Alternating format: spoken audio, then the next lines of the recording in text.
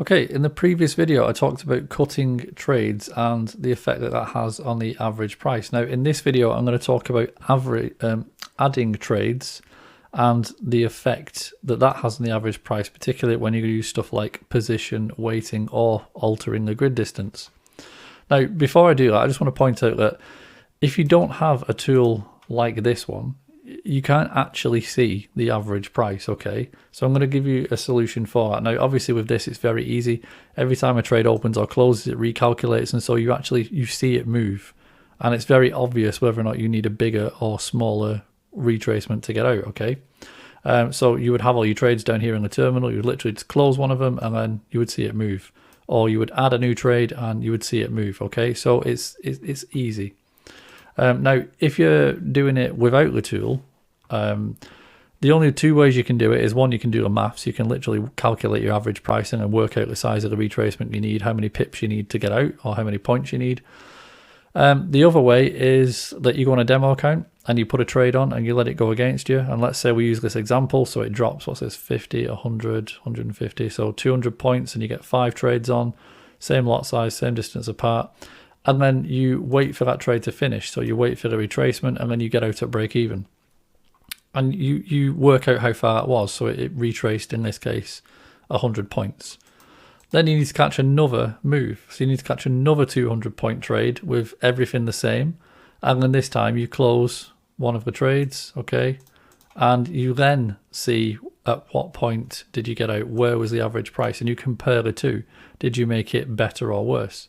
And the same goes for adding trades. If you don't have access to this and you can't actually see the average price changing every time you do something, then that's the only two ways you can do it. You can either do the maths or you can actually take the trades on a demo and compare the two. So let's start now to look at adding trades and the effect that that has. So let me just put this back here. So we'll use this same example. The market has dropped. You've put a load of trades on. They are the same distance apart and the same size. So this would be the average price. Nice and easy. However, what about if we use position weighting? What about if this trade down here is actually not one lot? What if this is a bigger trade? So what if this is actually 2 lots? Well, obviously that will have an effect. It will pull the average price closer. So this is more severe the bigger the difference is. So if these are all 1 lots and this is at, let's say, 10, it'll be a huge difference. It'll pull really hard. It'll be down here. If it's only at sort of 1.5, it would be much more mild. It would be something like this, okay? Equally, if the market continues, okay, and then you continue to add at this larger lot size like that, the effect also becomes, let me just budge the chart up a little bit, the effect also becomes stronger. This now has a much harder pull as well, okay? And if that was to continue.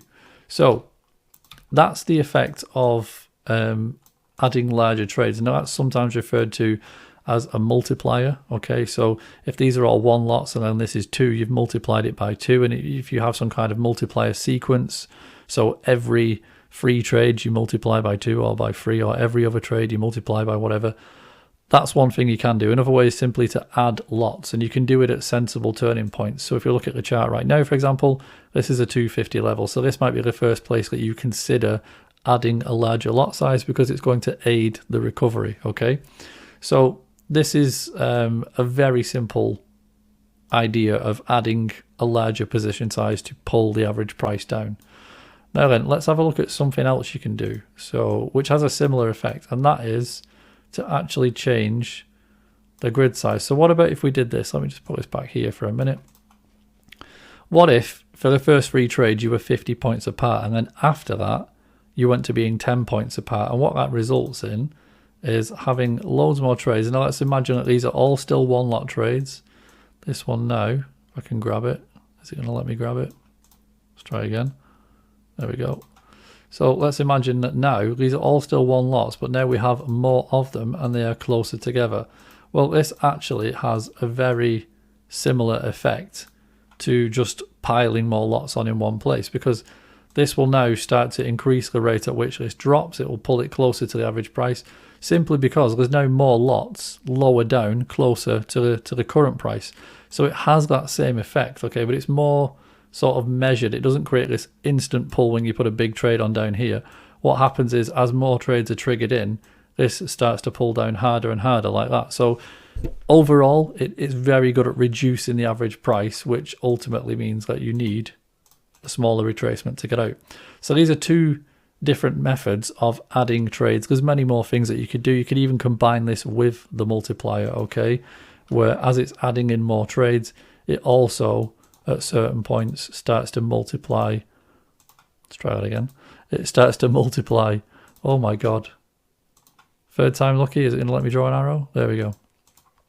Okay, so you also combine the multiplier with the smaller grid distance to pile more lots in the market. And again, this will increase the pull. It will increase that position weighting and, you know, potentially reduce the amount of retracement needed. So hopefully now it should be very, very clear the effect of both adding trades and cutting trades and what that does to the average price and the size of the retracement you need to get out of the market.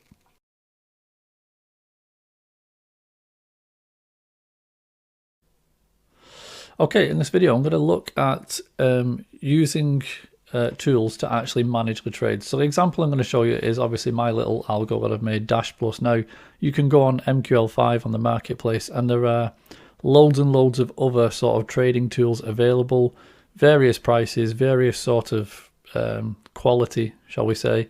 It's entirely up to you, but basically, you can make your life a lot easier by using something like this that plugs into MT5 and gives you extra functionality. MT5 on its own, or MT4 is even worse.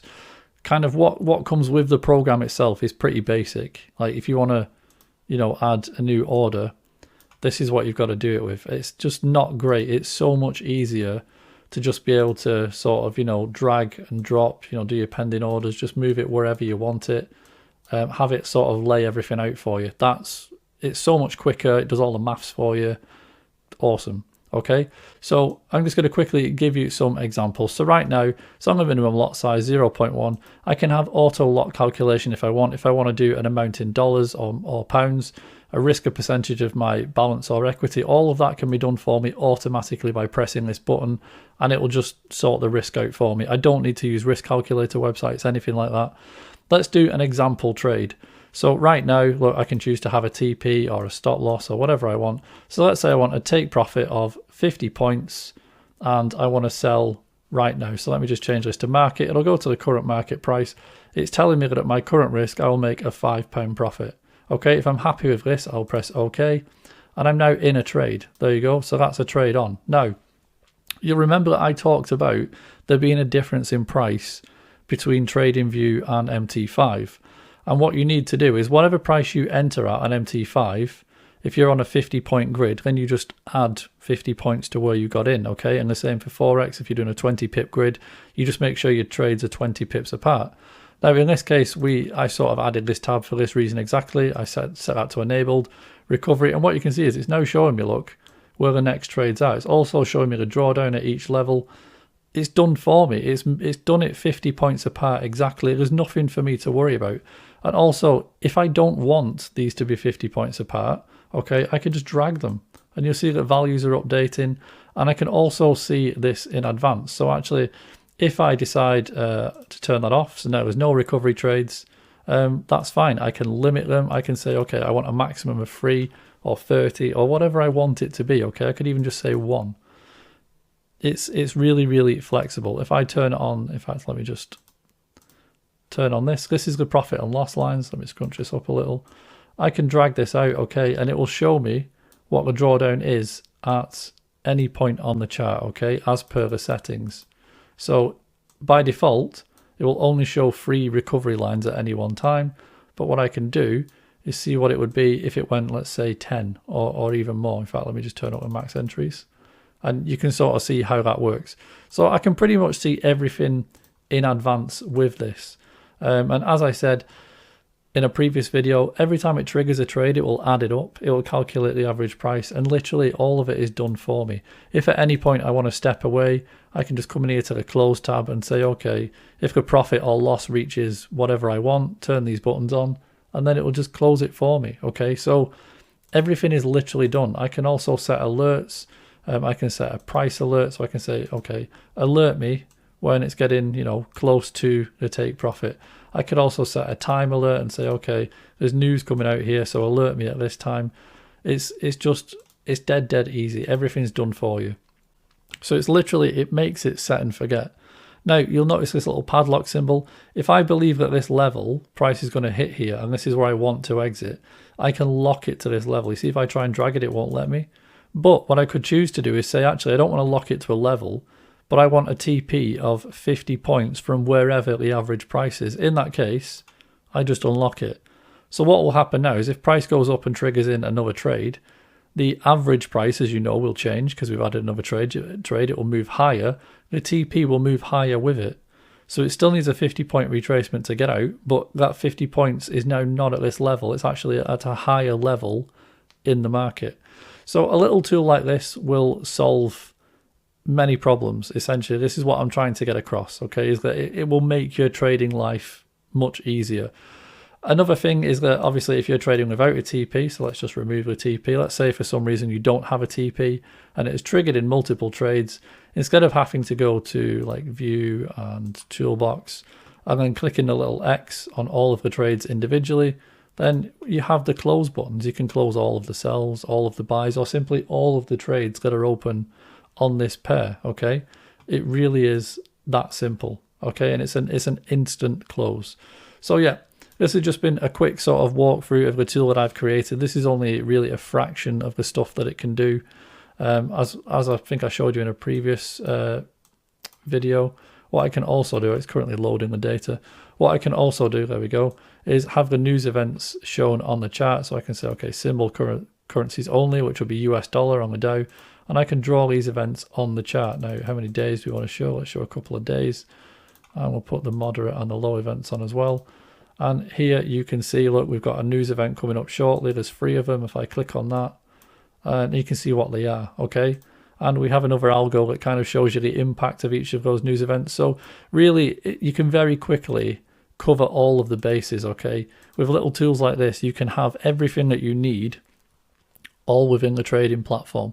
That's why I prefer to do my analysis on TradingView and then actually trade on MT5, because you can add all of these functions to MT5 and you currently can't do this in TradingView, which is annoying. But yeah, hopefully you'll consider using something like this. Even if you don't buy mine, you'll find your life is so much simpler if you have one of these little drag and drop tools with the lot size calculators, and you can, you know, sort of hide orders from brokers, because all the orders in here are not actually set in the terminal. Let me just quickly show you. Even if I go to, if I put the toolbox on, if I want to now set a take profit, okay, so let's say I want to set a take profit of 50, you'll see the take profit has just appeared. If you look at the order, there is no take profit price. The broker cannot see it, okay? Everything in here is virtual to hide it from the broker so that they can't hunt your stops and stuff like that, okay? It's literally, it's pretty awesome. So yeah, definitely consider using something like this.